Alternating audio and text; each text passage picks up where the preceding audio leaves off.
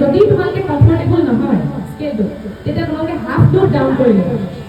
অৰ্থাৎ এত আছে আমি ক'লে আনিব লাগিব জি ষ্টাৰ গম পাইছানে জি ষ্টাৰ হ'লে আনি ল'বা তাৰ মানে স্কেলটো ওপৰত লাগে